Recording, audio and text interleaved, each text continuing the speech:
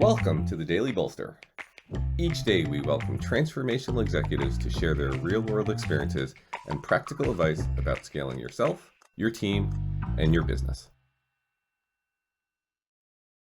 Welcome to the Daily Bolster. I'm Matt Blumberg, co-founder and CEO of Bolster, and I'm here today with Fayez Mohmood. Fayez is the founder and CEO of Bluecore, an AI-driven retail marketing platform that he started about 10 years ago and has scaled pretty significantly since then. Fayez, good to have you here.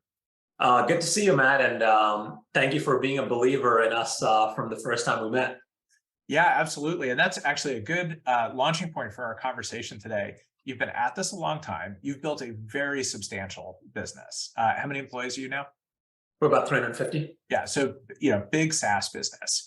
I know over the years, as you've built out your core business, you've also been very successful at growing the business by innovating not just new features on the core business, but actually some new applications and new use cases. So you've done something that I know I did a bunch at Return Path, which is you had to operate in sort of two different worlds at the same time constantly.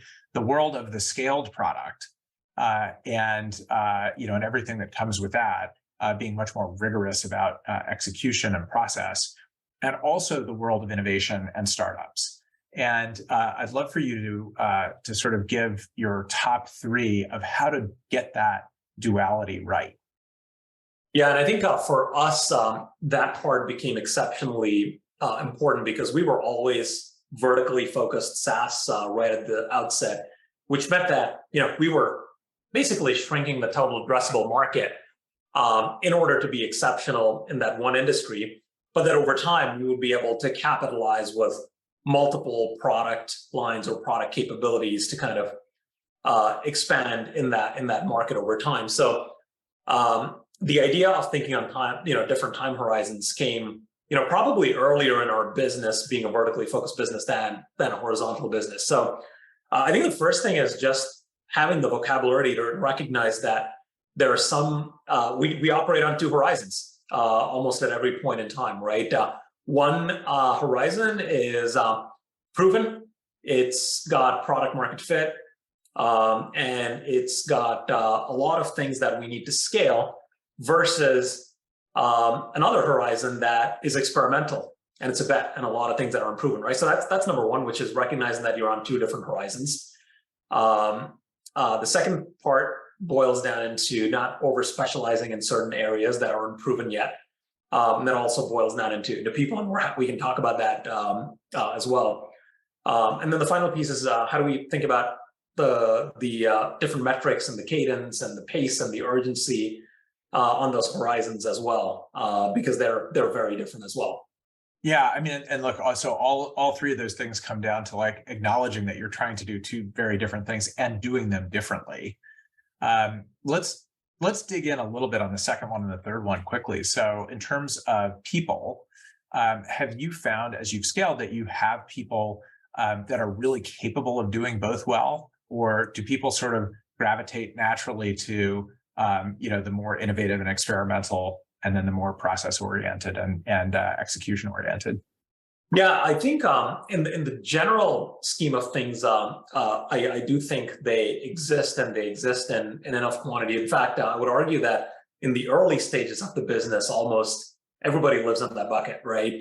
They can think in the fast time horizons, but they're building for a vision that is going to be long-standing. But I think what happens is over time, a lot of the investment in the business goes towards that first horizon that's working and working well.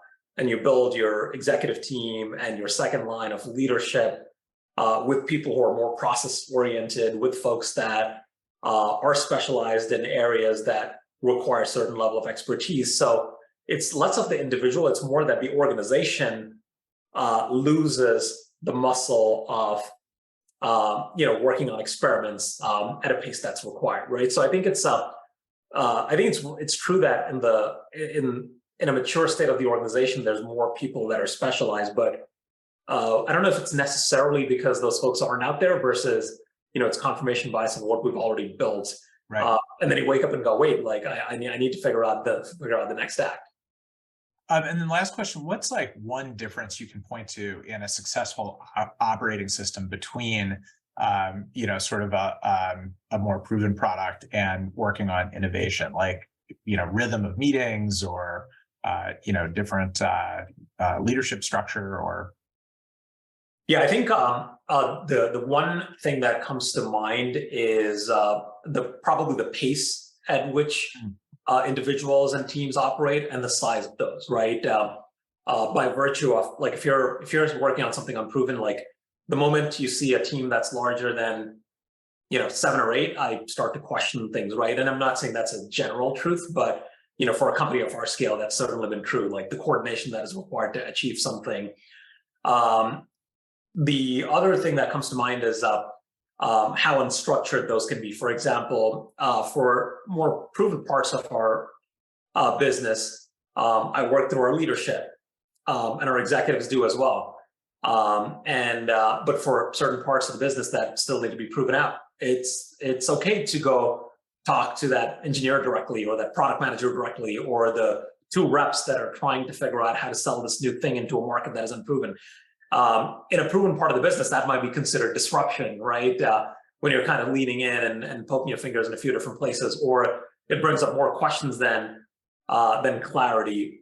So I think giving the organization the understanding, again, going back to the first part, that in areas that are recognized, we need to be able to sustain ourselves, but in areas that are unproven, it may be a bit more unstructured by nature, because that's what leads us to new ideas or changing things on the fly that leads to better results on experiments makes more sense. Yeah, that's right. And as you said, it all starts with acknowledging that you're doing 2 very different things and getting your company to acknowledge that you're doing 2 very different things. Yep. All right, Fayez, always good to talk to you. Thanks for joining. Of course. Thank you, Matt.